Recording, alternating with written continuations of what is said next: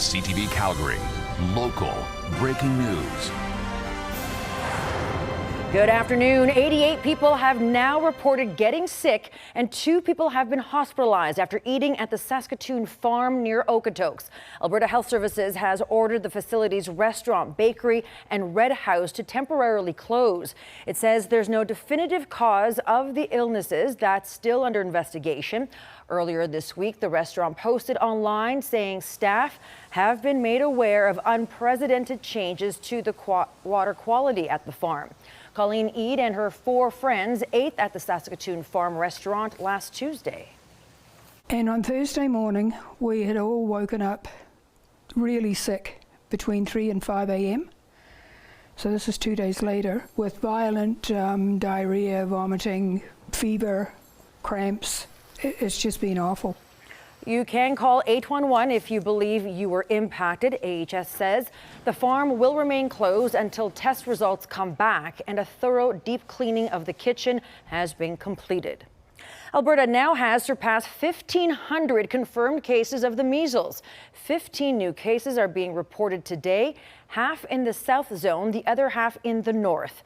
Doctors continue to pressure the province to declare an epidemic and urge more people, especially those 6 to 11 months, to get vaccinated. They warn Alberta could be in for a perfect storm ahead of the new school year. Thousands of customers have lost their connections after a series of copper thefts. TELUS says they've been victim to 7 copper thefts in the Calgary area since July 10th, affecting more than 3,500 customers. Crews have been repairing the damaged lines and welding manholes shut, but the company says these severed lines disrupt landlines, internet, and cable, putting people at risk. In certain situations, people might not be able to call 911. Examples, seniors living alone or in care homes. They may not be able to reach families or emergency responders. TELUS has also brought in crews from BC and other portions of Alberta to fix the cuts. The company says if you see suspicious activity in your neighborhood, contact police or Crime Stoppers. Investigators are releasing more CCTV images, hoping someone can identify the suspects involved in a vicious assault on an 18-year-old earlier this month. On July 15th, the teen, while learning how to park, was assaulted with a weapon in trying to protect his mother, who was also in the SUV. It happened in the 6100 block of 4th Avenue Northeast.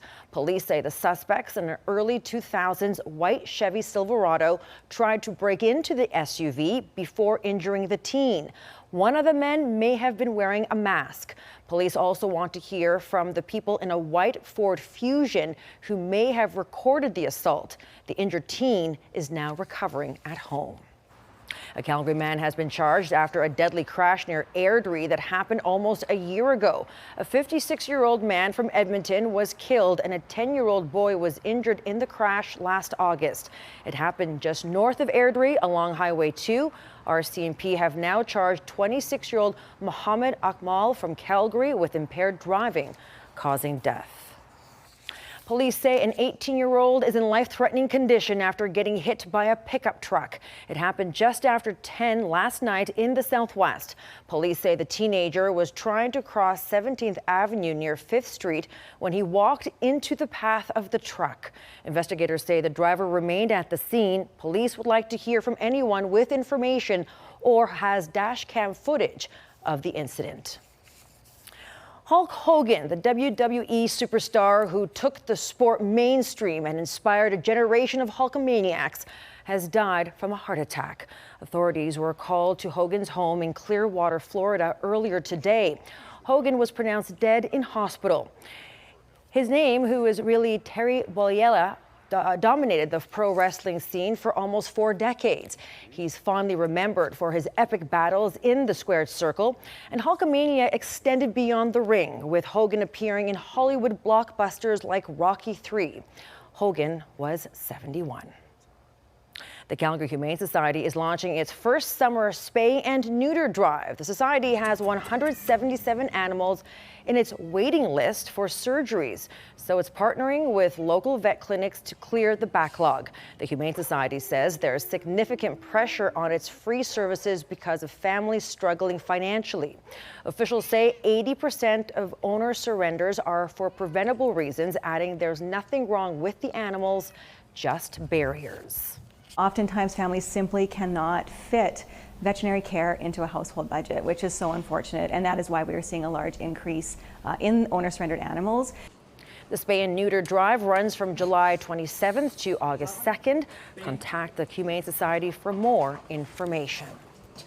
The Vintage Sports Car Club of Calgary is hosting its European Classic Car Meet Saturday. The event was moved to this weekend because of last week's rain. It takes place at Stanley Park on Saturday between 10 a.m. and 4 p.m. Those wanting to display their rides pay a $20 fee, with the money going towards the Calgary Police Youth Foundation. The European Classic Car Meet is free to attend. All right, thank you so much for joining us. We'll have more on the top stories coming up on CTV News at 5 and 6, or anytime online at ctvnews.ca/Calgary.